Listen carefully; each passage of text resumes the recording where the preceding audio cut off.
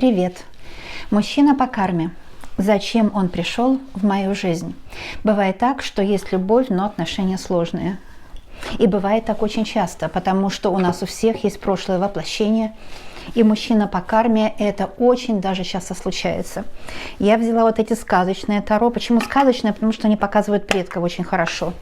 Предков показывает, да? Показывает, почему вы встретились, мужчина по карме, зачем вам эти отношения, к чему они приведут. Это Ленорман. И этот сеттинг здесь не случайно, потому что колодец – это и есть символ кармы. И у меня такой вопрос. Мужчина по карме, зачем вам эти отношения?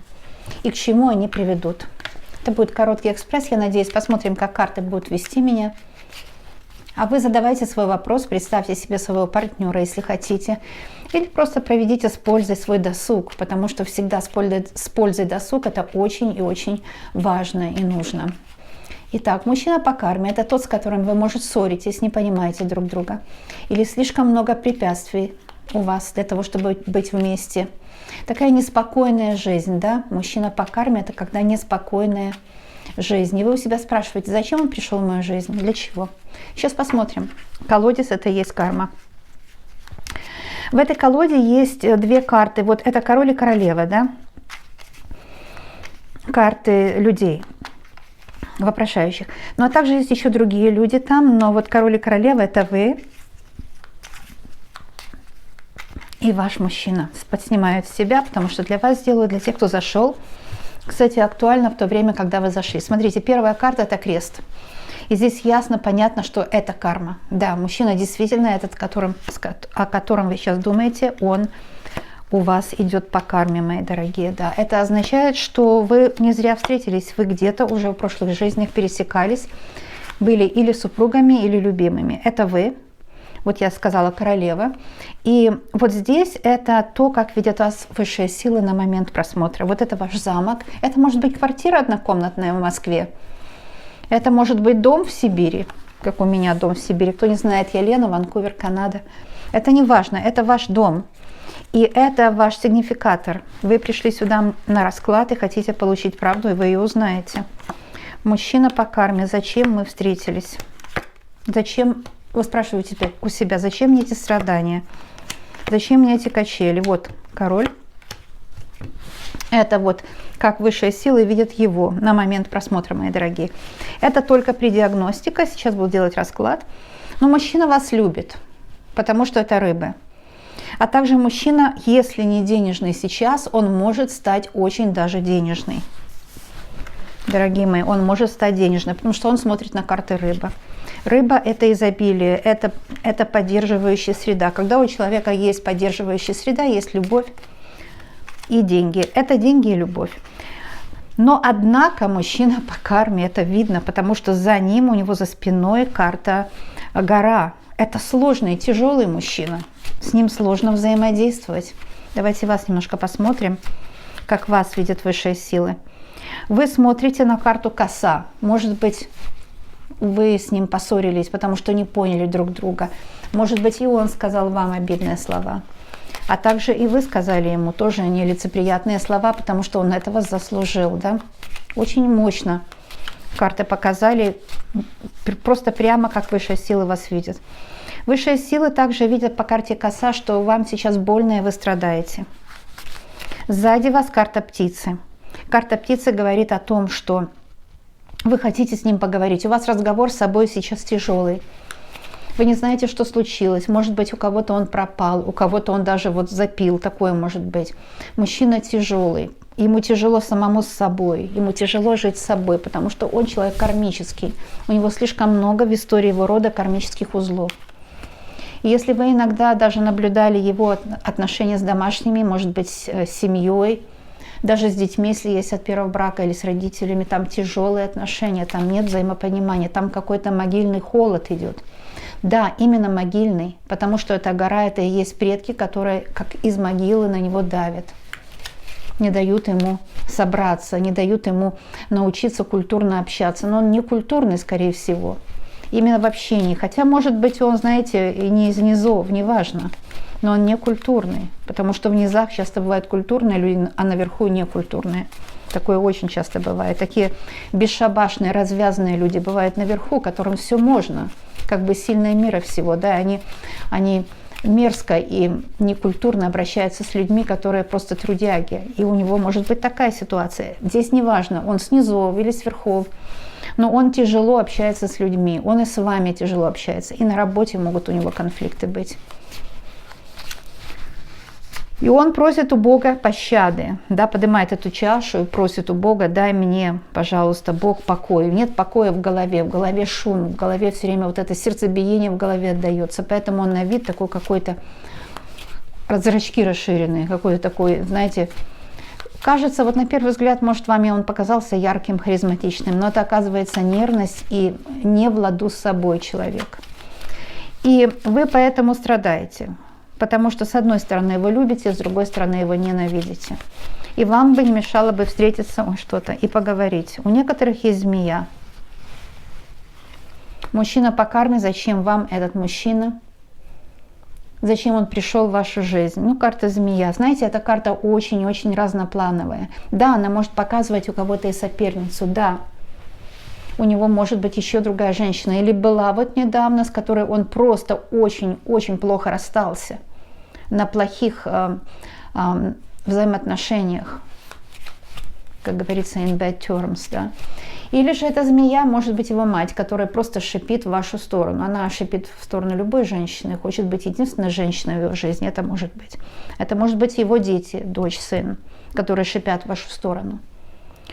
Это может быть, знаете, вот это именно кармический узел, который шипит в его сторону. Не обязательно что-то бывшее или треугольник, нет. Потому что змея карта очень разноплановая. Она может показать знания. Он вроде умный, вроде едва высших, но он грубый, некультурный, развязанный язык у него, может даже ругается матом. Или вот все не нравится, он считает себя умнее всех. Потому что змея именно вот это, когда она считает себя умнее всех. И вот, как, знаете, вот этот суслик, он гипнотизирует змею. Вроде он маленький, но гипнотизирует. Здесь что-то родовое, потому что змея – это перемены. Да? Чисто по-алхимически, ведь змея-то не соперница. Соперница в редких случаях. В основном змея – это всегда перемены, потому что чисто архетипично змея – это то состояние, когда кожа меняется, когда человек не может, ему тесно в его коже, это давит на него. То есть, как змея прячется под камнем, пока у нее новая кожа вырастает, поскольку старая ей уже тесная.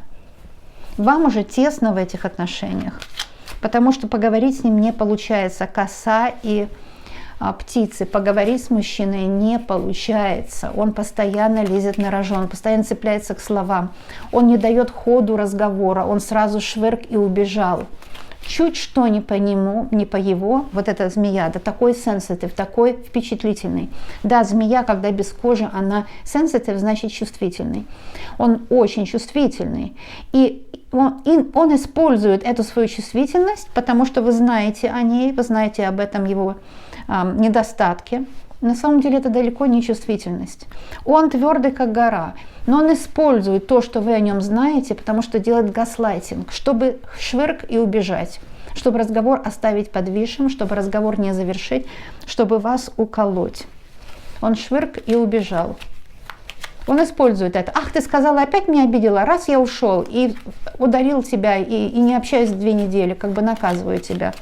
Вы знаете, и у вас вот просыпается этот внутренний ребенок, которого наказывали в детстве, и вы, конечно, обижаетесь, потому что вас унижают таким образом. С вами не обращаются открыто, вами манипулируют. Конечно, змея – это манипуляция. Ну а что значит змея? Еще, если мне есть что добавить, я возьму 2 карты, пожалуйста, будьте любезны, посмотрите. Это добавка к змее. Если вы подозреваете, что есть соперница, посмотрим. Мужчина. А он, кстати, вас подозревает. Он, скорее всего, ревнует. Это другой мужчина. Мужчина-тигр в его понятии. Ну вот у мужчины, у которого маленький такой мужчинка внутри, у него снаружи огромное эго. Эго, то есть, извините, вот это ваш мужчина. Огромное эго, огромное желание заработать, огромное желание повиновить себе кого-то. И такой мужчина сверху, он внутри вот такой маленький мужчинка, который боится любого другого как соперника. У него может и соперники, конкуренты на работе, и все его выживают, и все его не любят, все его подсиживают.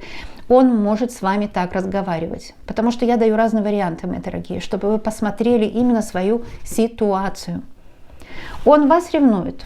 Вот в чем дело. И может даже не признается в этом. Звезда. Да, вы звезда для него, и он вас поэтому ревнует. Он считает, что вы звезда. Он считает, что не достать до вас. Может быть, вы красивые, очень, очень умные.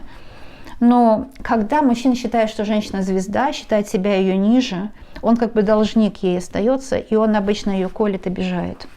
И она даже не узнает, что он о ней очень высокого мнения. Это, кстати, ваша ситуация может быть. Я здесь не вижу соперницы с его стороны. Я вижу, что он вас ревнует к какому-то еще мужчине. Настоящему, ну, виртуальный это и есть настоящий. Это новая реальность, дорогие мои. То, что раньше считалось виртуальность, это вот такое, да. Сейчас 4-е измерение. У меня спрашивают часто мои друзья, как эзотерик, что я о нем могу сказать. 4-е измерение это очень просто. Это невидимый мир, который сейчас будет видимый. Земля и раньше имела 4-е измерение, только для нас это было закрыто. И вот все началось с интернета, вообще все началось еще с Христа. Дух Святой, Дух Священный. Его не видно, но он везде. Там четко описан интернет. И сейчас, ну, интернет это не только Дух Святой, это одна из характеристик. Интернет это характеристика, одна из характеристик Святого Духа. Это, ну, не цепляйтесь к моим словам, пожалуйста, но это важно вам знать, что сейчас это 4-е измерение открывает то, чего раньше было не видно. И может быть виртуальный мужчина есть, вот идеальный мужчина, к которому он вас ревнует. Когда вы ссоритесь, он чувствует, что есть какой-то идеальный мужчина у вас в голове, а это значит уже есть, да. У вас на уме есть идеальный мужчина, может, вы ему говорили, ты не мужик, там, и так далее. И, может быть, у него нет повода вас ревновать, нет другого мужчины на горизонте, у некоторых так проиграется. Но есть ощущение у него, что есть такой мужчина в голове, и это и есть то 4-е измерение, мужчина в 4-м измерении, то есть невидимый мужчина, который у вас в голове, которого вы всегда сравниваете с этим, и не в его пользу, я вам скажу. Да, мощно, мощно. Итак, кармические ли эти отношения? Да, конечно, потому что об этом говорит и гора, и коса. Может, кстати, вот коса вместе с птицами, это может быть на нем приворот. И вы это знаете. Или, кстати, на вас какое-то негативное влияние есть, потому что это работа каких-то грязных колдунов, которых я отменяю в этом раскладе. Полностью отменяю работу любых колдунов. Сейчас посмотрим. Расклад для двоих или вокзал для двоих, как называется, неважно. Вот такая интерпретация чувства, мыслей и будущие действия мужчины. Да, давайте будем смотреть. Итак, ваша пара – это ваши двойники. Колодец – это ваши, конечно, кармические узлы, которые мы развязываем в этом раскладе. Мостик – это примирение, если ссоритесь, и это ваша будущая жизнь вместе. Тут все заколдовано вам на пользу, мои дорогие, как вы думали. Я светлый маг. Я делаю так, что я развязываю кармические узлы очень легко и просто на моих раскладах. Так что я вас приглашаю или ко мне в студию. Вы мою студию знаете, и лица своего не скрываю. Вы сейчас видите мое лицо на стримах, на прямых эфирах. Можно присесть здесь на скамеечку, либо же ко мне в дом зайти, пожалуйста. Будьте любезны, милости просим. И посмотрим. Ой, подождите, чувства мужчины. Так, смотрим, дорогие мои. Чувства, мысли, действия. Все очень просто. Чувства, мысли и действия, мои дорогие. Чувства. Закрытые чувства. Карта гроб. Мысли. Детские, наивные, незрелые, невзрослые. Действия. Башня. Действие у него башня. А что же такое башня, интересно, в действиях у мужчины? А почему же там башня? Башня это значит, что он будет действовать только относительно работы своей личности, да? Ведь башня это просто работа, это личность человека. И тоже башня иногда показывает его одиночество, он чувствует себя одиноким, потому что будет действовать, чтобы это одиночество убрать из своего сердца. С вами или без вас у мужчины есть такая, знаете, прорва внутри, вот такой глубокий колодец. глубокий колодец, который заполнить у него не получается. Или там привязанность к субстанциям, к еде, к компьютеру, к телефону, ТикТоке, все такое. Эту прорву глубокую он не может заполнить. Вот эта башня, это есть вот этот колодец его кармической задолженности. У него мысли очень детские, очень наивные, а в чувствах у него просто холод, потому что он как бы, знаете, притупленный в чувствах, притупленный. Если он начнет чувствовать, он к бутылке полезет. Он хочет избавиться от какой-то зависимости. Не у всех он выпивает, но я даю разные варианты, мои дорогие. Конечно, вы знаете, что Ленорман никогда не читается по отдельности, поэтому я буду добавлять по одной карте в каждый дом. Чувства, мысли, действия. Все, посмотрим все четко. Это была диагностика. А сейчас посмотрим еще чувства. Лилии. Лилии, хорошая карта. Но понимаете, она-то хорошая, если бы рядом сердце было. Потому что рядом гроб, эти чувства у него давно. Лилия это давно. Но лилия тоже преданности. Вот если вы спросите меня, изменяет ли мужчина? Нет, не изменяет. Вот так показал, мои дорогие, расклад. Смотрите мои другие расклады, если хотите что-то еще узнать. Но именно этот показал, не изменяет, мои дорогие. В чувствах он не изменяет. Чувства у него только к вам. Ну вот так, я честно почитаю карты. Гроб, если вот вы спрашиваете, если другая, закрыто там все. Нет уже другой. И лилии это глубокие давние чувства. Но тоже нужно знать, что у мужчины чувства больные. Больные по этому колодцу и по кармической задолженности. Это больные чувства. Он в себе отвергает любые чувства. Он как бы находится в denial, то есть он находится в отвержении самого себя. Эта карта даст больше информации про его мысли. Но букет это он мыслит в правильном направлении. Понимаете, чувства и мысли связаны. Это как, знаете, вот это как сообразить на троих, кстати, треугольник Картмана. Да, раз, два, три. Куда один тянет, туда идут все остальные.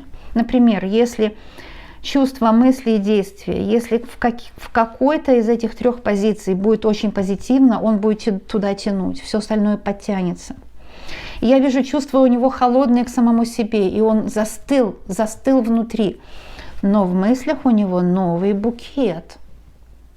Новое желание начинать с вами букетно-конфетный период. Да, может быть наивное, да, может быть свежий букет. У него в мыслях свежий букет. Это желание вам подарить подарок. Желание, страсть. Букет это страсть. Конечно, но цветы, подумайте, цветы это же энергия, да, любви. Но вот в действиях меня, конечно, карта башни озадачила. То ли мужчина думает только о работе, то ли он думает только о наживе, или только он хочет доказать в себе, своей маме и всему миру, что он может зарабатывать, что он может сделать карьеру. То ли у него в действиях вот это одиночество, вот эта башня как тюрьма, да, вот здесь вот идет такая веревка вниз, и вот это он там сидит. Или это вы, может быть, он хочет вас спасти из этой тюрьмы, когда вы сами с собой в разладе, потому что он вас обидел. Посмотрим действие, дополнительная карта. Та же самая гора, да? Угу. Та же самая гора в действиях. Он видит препятствия. Он видит, что в вашей паре есть препятствия. Дорогие мои, что же это за препятствие? Мы еще посмотрим, что между вами. Вот так я сделаю, и здесь будет карта, что между вами. Но препятствия могут быть третьи лица, всевозможные обстоятельства, которые отягощают ситуацию.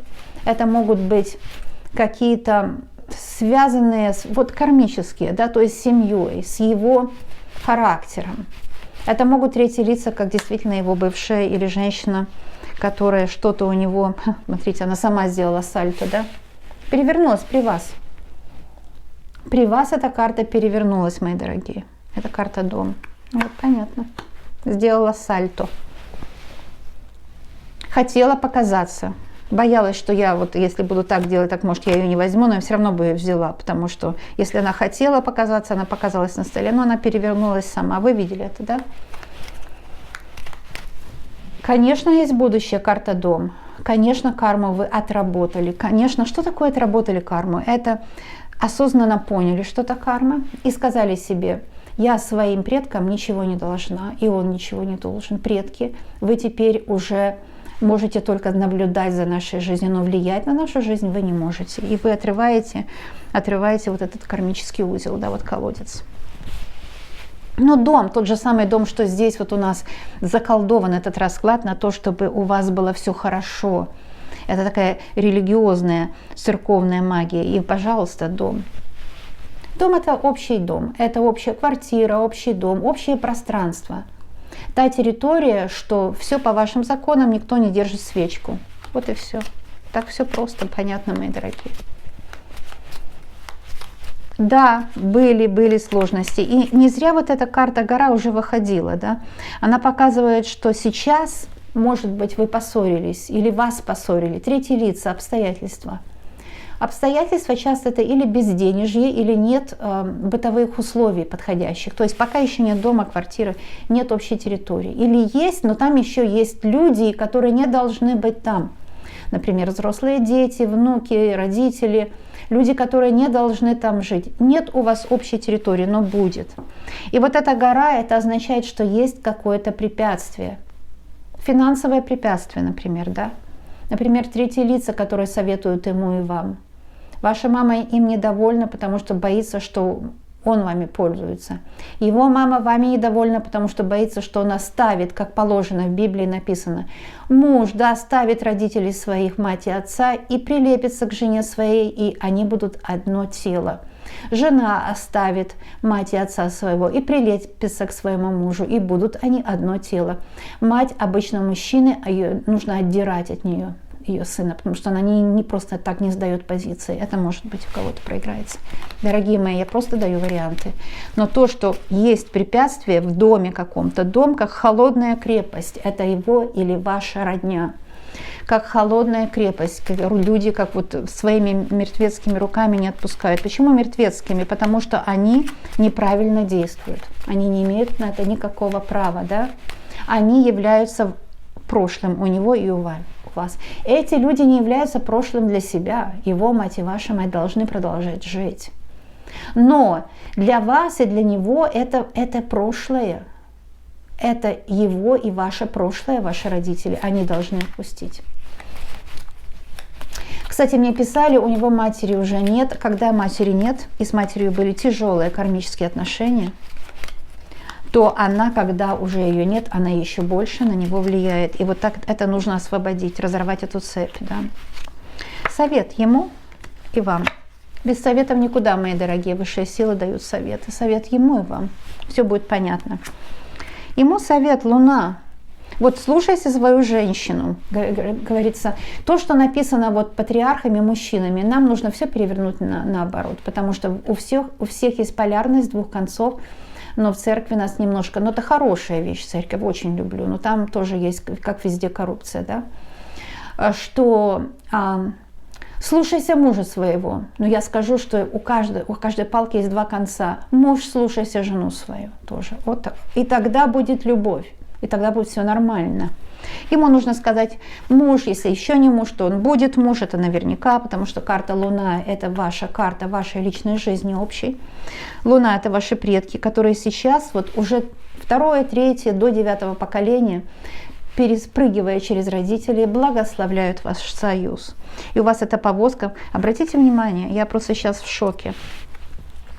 Вот этот замок, да?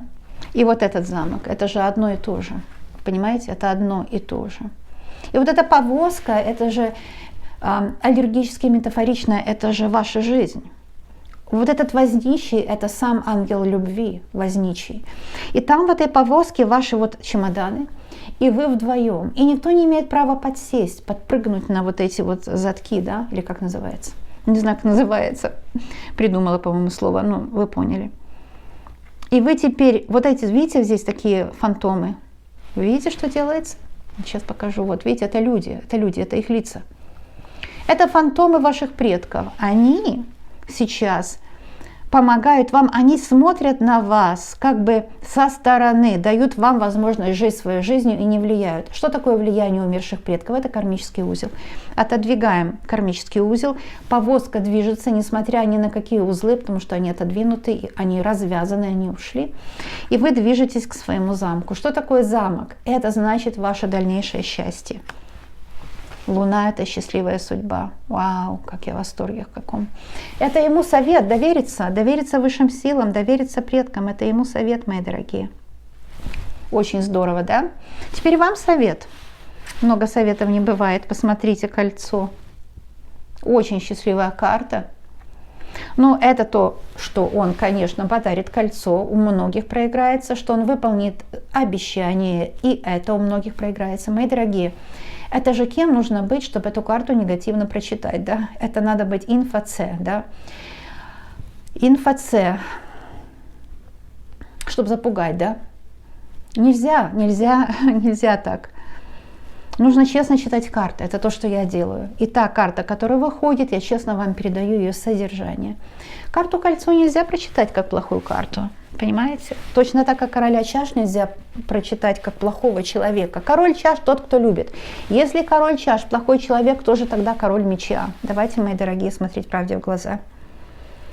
Он король чаш. Понимаете? Он тот, кто возьмет на себя ответственность. Потому что кольцо – это взять на себя ответственность за ваше с ним будущее. И карты предлагают вам взять ответственность за свое счастье. Взять свою ответственность за свое счастье, мои дорогие. Вот и все. Потрясающе, правда, да?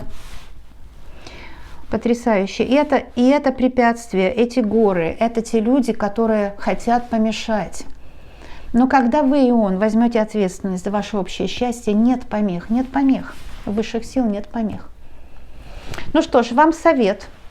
Саму себя любить, потому что карта кольцо – это выполнить свои обещания относительно себя самой. А вы вот у себя спросите, потому что мы часто говорим, вот там тот и другой не выполнил обещание. А вы себе каждый день утром наверняка даете обещание, наверняка встаете, говорите спасибо, Творец, за новый день, и говорите, ну сегодня я буду так и так и так, да? А вечером вы вот проверьте, вы выполнили обещание относительно себя.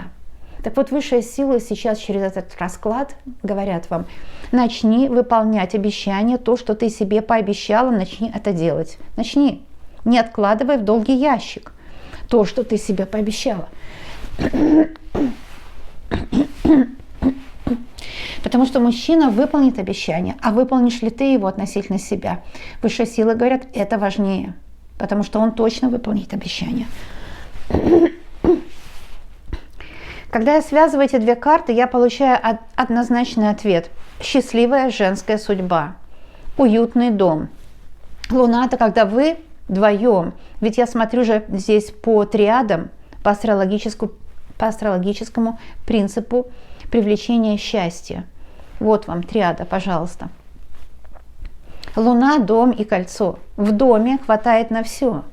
И даже остается еще на какие-то красоту, драгоценности. Вы для него драгоценность в доме, и он для вас. Луна – это когда вы вместе в доме, и Луна вас охраняет. Луна – это ваши предки там, вас охраняют. Это когда при полной Луне, когда все видно друг друга, и нет обмана. Нет больше вот этой косы, которая вас жалит, которая вас обвиняет, обижает, оскорбляет. Нет этой косы больше. Коса ушла, и коса сменила, на вот эту триаду сменилась. Кольцо, дом, луна. Счастливая женская судьба, счастливый брак будет у вас с ним, если еще пока нет. Примирение и выполненные обещания. Вот мы, лампа Аладдина здесь, да, здесь намек. Мы потерли эту лампу, и нам показал Аладдин, ну это как творец, ну это же все метафора, это все же, понимаете, да, меня? Не будем думать, что только в церкви творятся чудеса. Церковь – это вся земля наша. Это нужно понимать. И на этой земле вы рождены с Ним, чтобы быть вместе, чтобы быть счастливы. И не думать больше о тех узлах кармических, которые были да ушли, и глубоко на дне этого колодца. Их больше не нужно вынимать, не нужно больше вот это грязное белье разбирать. Ты виноват, я виновата. Было да прошло все. С чистого листа начинаем жить. И приобретаем благословение космоса, нашей галактики Млечный Путь, нашей Солнечной системы, где в нашей Солнечной системе есть такое светило, как Луна, где ваши предки благословляют ваш союз и отменяют всякие кармические узлы. Ну вот, пожалуйста, мои дорогие. За что купила, за то и продала. Но я ничего не продаю. Кстати, хочу напомнить, что я делаю расклады только в общем доступе. У меня нет в ТикТок. Если кто-то предлагает расклады за деньги от моего лица, это не я, дорогие мои. У меня только YouTube каналы. Да, и везде, где мой голос, мои руки, это все мои каналы. Переход на другие мои каналы есть в описании каждого видео. И нажмете на название канала, там перейти. То есть будете знать, да. Все, что на YouTube, это мои каналы, мои дорогие, где я для вас работаю. И денег за работу никогда не беру.